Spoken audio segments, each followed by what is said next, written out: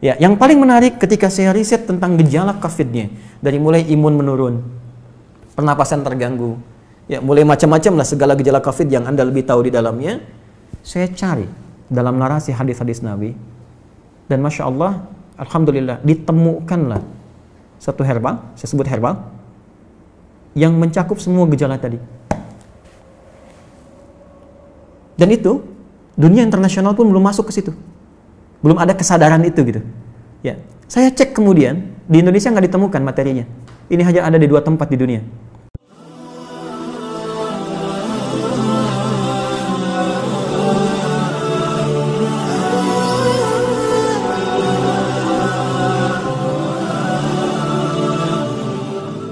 Kalau ditanya sikap apa yang mesti dibangun saat pandemi ini, maka sebagai seorang muslim dari aspek ibadah, sikap yang mesti dia bangun adalah penguatan sisi spiritualnya. Ya, nanti di sini saya turunkan ada beberapa ayat di bagian ini yang memberi petunjuk langsung kepada kita. Jadi kalau nanti ada yang terkena COVID-nya misalnya, itu nanti mohon izin Prof, ada langsung zikirnya dibimbing oleh Al-Quran. Ya, bisa zikir yang standar Quran surah ke-26 ayat 80, zikirnya Nabi Ibrahim tuh. Wa idza maridtu fahuwa yashfin. Harus optimis. Kalau saya sakit pasti disembuhkan. Itu indah sekali di Quran itu. Jadi kalau Anda sakit pun mesti optimis sembuh. Ya, justru yang diajarkan tuh sikap optimisme. Saya selalu klaim ke teman-teman media tuh, Anda tuh gimana sih? 90% lebih sekarang berita tuh jelek semua. Kenapa nggak ditampilkan yang baik-baiknya? Ini sembuh begini, ini kekuatan begini. Itu kan motivasi gitu. Sekarang kita lihat setiap berita tuh A sampai B. Saya dari bangun tidur itu, ya setelah sholat, ngaji, macam-macam, saya jejerkan berita luar dengan dalam negeri. Itu beritanya 90% ke atas, jelek semua. Ini membuat manusia itu nggak semangat gitu. Ini mungkin frame yang kita mesti bangun. Mohon izin saya selesaikan sebentar. Nanti ada zikir yang standar, ada zikir Nabi Ayub. Ya, kalau orang sudah mulai vonis dokternya ini sulit, ventilator sudah dipasang, sesak macam-macam. Ini luar biasa ini ya. Nanti ada zikir Nabi Ayub di Quran surah ke-21 misalnya, ayat 83 sampai dengan 84, yang divonis oleh orang nggak mungkin sembuh, ternyata sembuh. Sekali lagi, optimisme yang dibangun, inna ma'al usri yusra, ini pasti selesai, bahasa psikologinya. La yukallifullahu nafsan illa wus'aha, nggak mungkin saya diuji kecuali saya mampu mengatasi itu semua. Itu kalimat-kalimat positif dalam psikologi yang bisa membuat imun kita semakin naik. Nah, sekarang saya cepat karena waktu saya berakhir. Bagaimana ikhtiar secara muawalahnya? Ya, tadi saya sudah singgung, ini barangkali mesti dikoordinasikan, dan alhamdulillah di pemerintah juga sudah membuat gugus tugas kan, gugus tugas COVID, ada penanganan secara sosial, sudah ada social distancing, physical distancing, sampai masuk juga ke ranah-ranah ibadah yang mau ke masjid ya, itu sudah ada fatwanya tersendiri. Itu nanti penerapannya itu yang harus disosialisasikan ke masyarakat, karena setiap tempat bisa beda kebijakan ya, nggak semua dipukul rata gitu. Ini kan menarik juga, satu wilayah yang sangat dalam nggak ada COVID harus social distancing di masjid, kan agak aneh juga gitu ya. Nanti itu ada detail tertentu di situ. Saya ingin masuk kepada langkah yang sangat menarik. Prof ini juga herbal, mungkin teman-teman yang lain di kesehatan juga. Tapi saya nggak bisa buka ini ya, spesies genusnya saya ingin buka dulu sebentar. Nah, tapi saya challenge, ya Bu Rektor, saya challenge ya nanti tim terbaik dari Unhas, kalau mau silahkan ke Bekasi, saya tunjukkan, karena saya sudah uji ini 6 bulan dan alhamdulillah 100% manfaatnya. Saya sudah zoom dengan 9 direktur rumah sakit, dengan pakar-pakar juga, dan kita support juga kepada bahkan beberapa kolega yang terkena COVID juga. Saya tidak katakan obat ya, karena obat harus ada uji klinis. Saya katakan herbal nabawi, itu kan ini apa namanya, prophetic healing ya. Jadi pendekatan dari tibun nabawi, ada sesuatu yang sangat menarik. Nah, saya riset, sekali lagi riset gejala-gejala yang terkait dengan COVID. Dari hasil tadi, dari yang mohon maaf teman-teman sekalian, ada yang dari Tiongkok tadi, dari beberapa negara yang disampaikan datanya oleh I4 ya, filenya datang ke saya, dan ini hasil riset bukan sembarangan. Dari sini kita petakan kebutuhannya apa. Saya mau share begini ya, sebelum saya sampai ke herbal dulu. Ini Tiongkok. Ya, saya printkan beberapa halaman, ini ada 140 halaman lebih model Tiongkok ini. Tahukah teman-teman, saat terjadi COVID ini, mereka sudah mempraktekkan apa yang didorongkan bahkan oleh Nabi jauh-jauh hari sebelumnya. Tapi bukan dalam konteks yang pertama ibadah tadi. Dalam konteks kehidupan muamalah dengan seluruh aspeknya, baik sosial, ekonomi, dan sebagainya. Saat terjadi ini, itu saya baca di laporan ini, pemerintah Tiongkok sudah mengumpulkan seluruh ahli medis dan herbal. untuk berkumpul mengatasi, dulu masih epidemi di Wuhan. Mereka kumpulkan semua alternatif.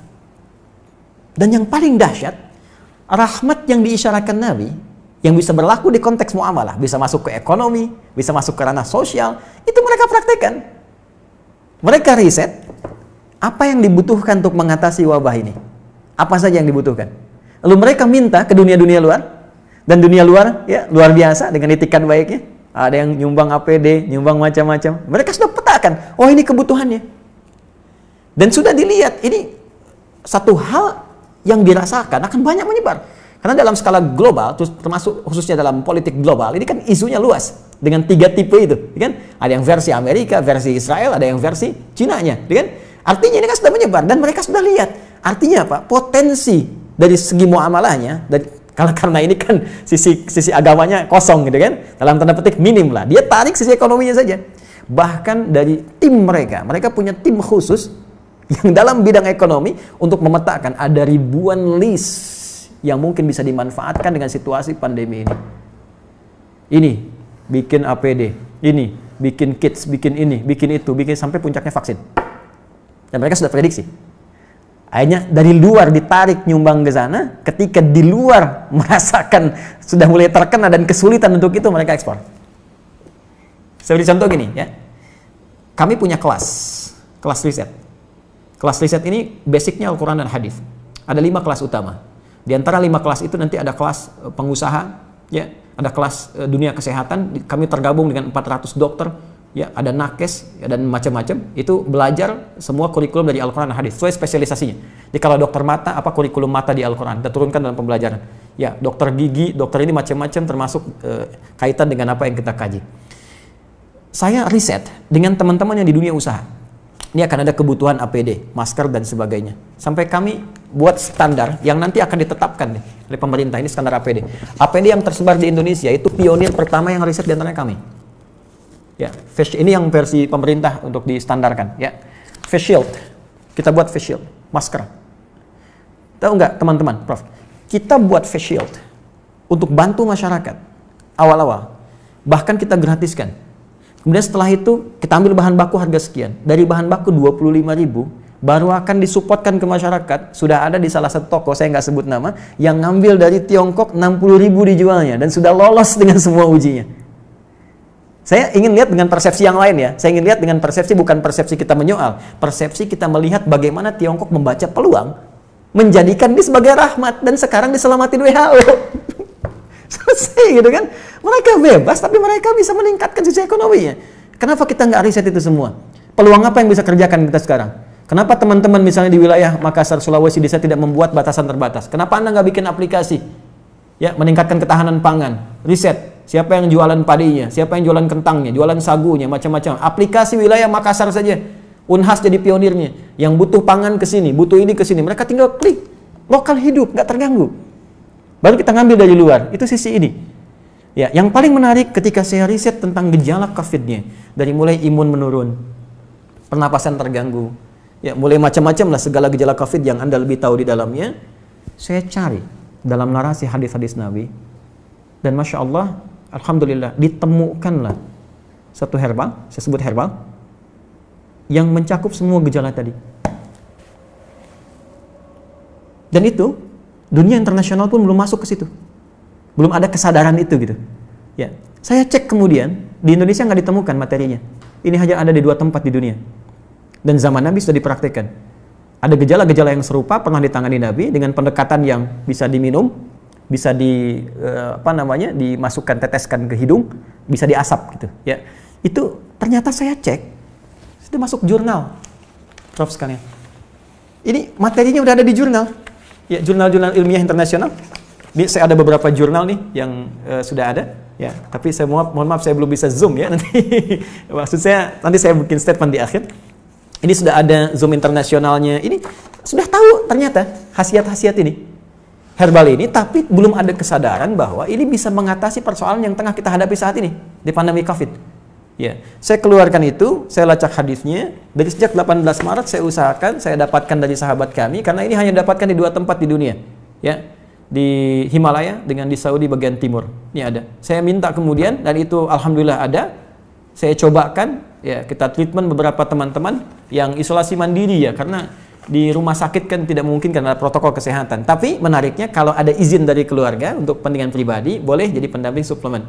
Kami 6 bulan coba ujikan itu, sampai dengan sekarang rekornya 100%. Hanya 3 hari paling lama. Ya, yang terkait dengan COVID ini saya tidak mengatakan obat ya.